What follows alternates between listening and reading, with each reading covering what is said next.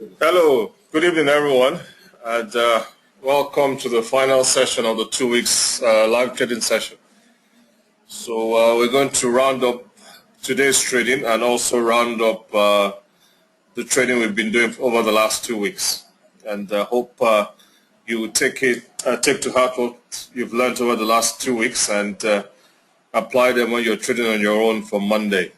Well, obviously we'll still be meeting every Tuesday as normal, till we have the 2 weeks live trading session again in 2 months' time. So we'll start off by rounding up the day,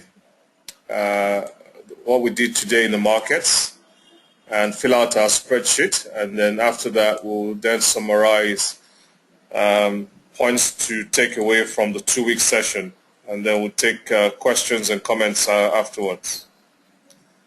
So starting with today, we started off the day as usual looking at the economic calendar, and the main market we were focusing on over the 2 weeks was the Euro-US dollar.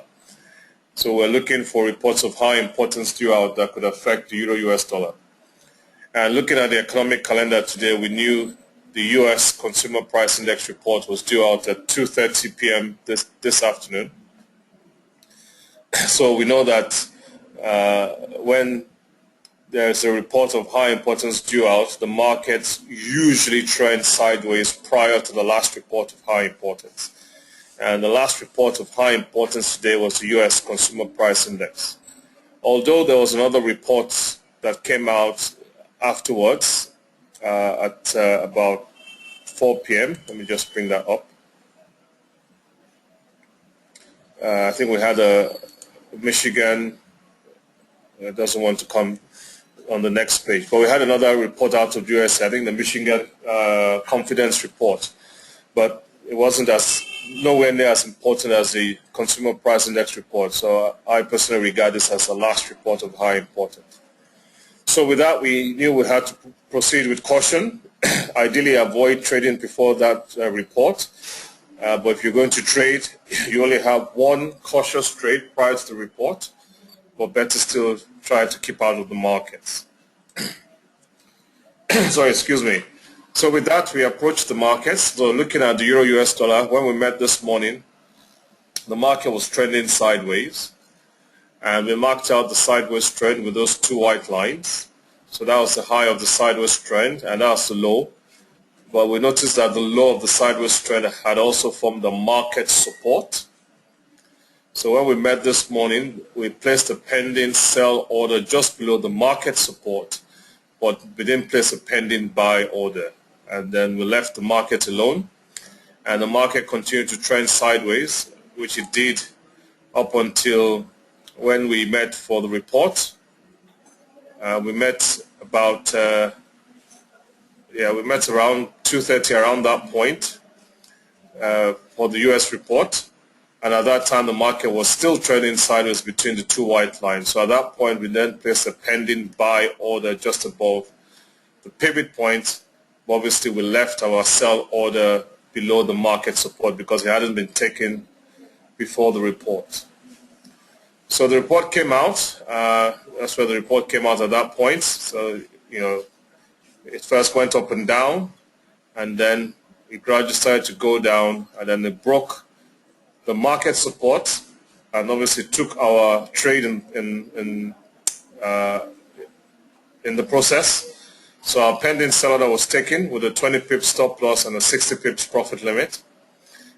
So the market fell. So once it got to the halfway point, we then moved our stop to the opening level, and then obviously then fell and broke past the 60-point limit, profit limit, at about 445. So about 445, the market took our 60 pips limit, and we had our profit. We got taken out of the market, and that was the end of the trade. Excuse me. So today we had one live trade, the sell order, which ended up with a successful trade, and we got our 60 pips. So I'll just fill out the spreadsheet. And again, it was a good trading day because I stuck to my trading plan. And again, we notice that the market trended sideways prior to the last report of high importance. Okay, so make sure you fill out your spreadsheet. But I'll just stay on this spreadsheet just for us to highlight, points to take away and points to learn from those 2 weeks. Number one, you can see the importance of making sure you stick to your trading plan, because you can see I stuck to the plan throughout the 2 weeks, even when things were not going very well last week and we're having all these losses. I did not change the plan. I stuck to the plan, knowing that losses are inevitable in trading. So you can see that's the importance of sticking to the plan. And you can see that whether I made or lost money, a good trading day is defined as the day you stick to the trading plan. That's what a good trading day is. So a good trading day is not whether you made or lost money, it's whether you stuck to your plan, because as you can see, if you're consistent and you discipline and you keep sticking to your plan, eventually you end up with a net profit. Also, you can see the importance of making observations every day when you're observing the market and noting them down, so you can make objective decisions when it comes to the market, not subjective decisions. And as you can see, this is a good example. So you can see we had reports of high importance coming out on 1, 2, 3, 4, 5, 6, 7.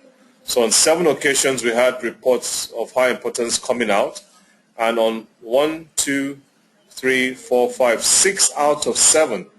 6 out of 7 times when we had the reports coming out, the market trended sideways prior to that last report of high importance. So you can see that is the importance of making observations yourself, writing them down, so that when you go back and reflect on things after a couple of months, you can make an objective decision. So you can see now, because you've observed this yourself, it becomes a reality for you, and then you're more confident applying this to your plan, knowing that, okay, I'm going to avoid the markets prior to the last report of high importance, so I'm going to be very careful, because you now know from experience and having observed and noted it, that the markets usually, again, don't use the words always or never, but you can see 6 out of 7 times, that's the vast majority of times, it trended sideways prior to the last report of high importance. The other thing I was just going to impress on with this spreadsheet, you can see again the importance of money management and risk management and applying stop losses. Because you can see on the days we had losses, we only lost 20 pips. And you can see our stop loss of 20 pips was sufficient to just limit our loss to 20 pips. Because if you can recall, on those days, the markets went against us more than 40, 50, even 60 pips against us. But because we had a stop loss in place, our losses were limited to 20 pips. And again, you can see it from yesterday and also today, when we had profitable trades, the stop loss of 20 pips was sufficient to keep us in that trade for us to make a profit. So again, this is why, because some people keep telling me, oh, my stop losses are too small, 20 pips is too small. And I keep telling them, I don't care what they say. This is what I've been doing for 15 years. I've observed it. I've been consistent with it. I know it's not going to work all the time. But I realize that most traders, they make decisions from an emotional point of view and a subjective point of view, not an objective point of view. So this is why I'm highlighting all these things, that when you start doing things on your own, make sure you're not emotional or subjective. Try it for a couple of months, make notes, make sure you're sticking to the plan, and then after that, go back and make an objective assessment. Okay, what is going on, what is wrong, what is right. So you can see the 20 pips was sufficient to limit our losses, and the 20 pips was sufficient to keep us in the trade to make a profit. And then last but not the least, like we saw yesterday, and again we're seeing today, the importance of setting your profit limit. Because as you can see again, if you had not set your profit limit for 60 pips, the market would have gone to 60 pips and then gone back up, and then you wouldn't have made any money. So again, I always want traders to be careful about being greedy and think, oh, because the market is falling, they won't set any profit limit. They want to catch, 100, 200 pips. And then when you become greedy, you find that instead of just getting your 60 pips, you end up with nothing. So again, so you can see that's the importance of having stop losses to limit your losses and having a profit limit to actually take your profit out of the market. Because that's the whole aim of trading, is to make money or make a profit. So I hope, you learn or you take on board all those points. The 3 M's, the importance of the 3 M's, mind, which makes you disciplined, money management, and having a plan and sticking to the plan. Okay, right, so if you have any questions, comments, do click the hand button or send your questions through the question box. I've got some questions here. Let's have a look. Let's go through them one by one. I can't work out how to save the recordings. The only option given when I click on the link was to view the recording. Oh, okay. I'll have a look into that. It's a new thing that has been set up by the GoToMeeting. I haven't actually tried to view the recording from that point, but I will look into it. I will look into it.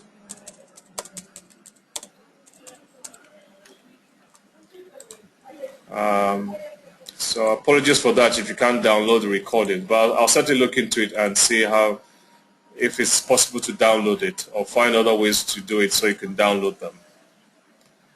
This next question here is just for clarification. Should I readjust my market resistance each time my market support is broken and adjusted? No, you don't have to. Again, obviously it's difficult explaining that question out of context. Again, that's actually why I do this 2 weeks live trading session, so you can see how I do everything in real time. Because like I've been saying since last week and this week, I've been saying every day, that is the importance of following one market. And you can see we've been following the trend of this market for the last 2 weeks. So we've been seeing how one trend stops when another trend starts. Because the market is dynamic and you just have to follow it. So in this example, for instance, now that this market support has been broken, this sideways trend is no longer relevant. So now that this has been broken, that market support, all this is now irrelevant. We don't need them anymore. That sideways trend has been broken. It's not relevant to us anymore. The market support has been broken.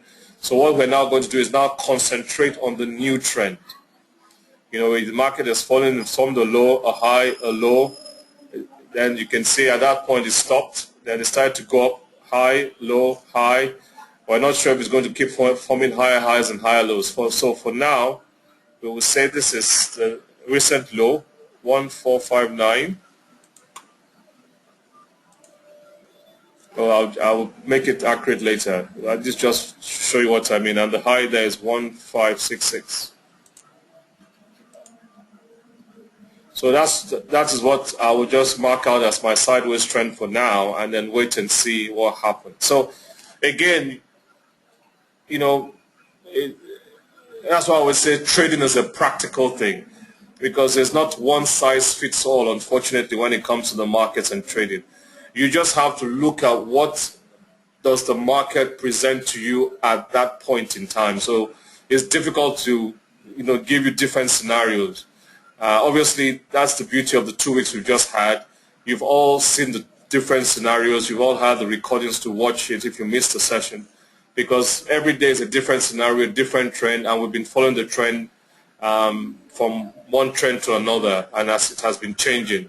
So it's very dynamic, and all I can just say, or the key is, you just need to follow the trend of one market and get used to following the trend, like we've been doing over the last 2 weeks.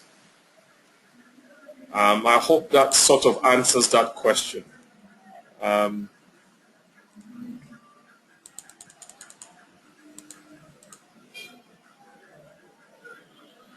So basically, once the market support or resistance has been broken, that's the end of that trend and a new trend has started, and you then start again with that.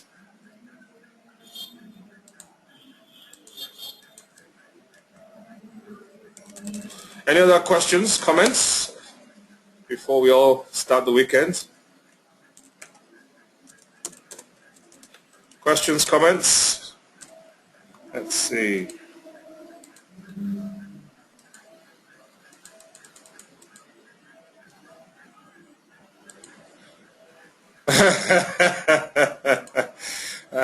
Just a comment here that the morning sessions are very early for the Londoners. Sorry to the Londoners, they have to wake up at 5 a.m. because Nigeria is GMT +1, so 6 a.m. for us is 5 a.m. for the Londoners. So sincere apologies to the Londoners, the UK traders, for the early start and getting you out of bed early. So apologies for that. Any other questions, comments?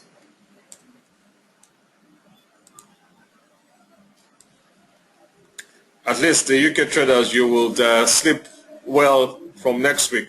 Now the sessions have stopped. Okay, so apologies for that. Okay, so if there are no further questions or comments, I wish you all a wonderful weekend. Have a good evening. Stay safe in the markets from next week.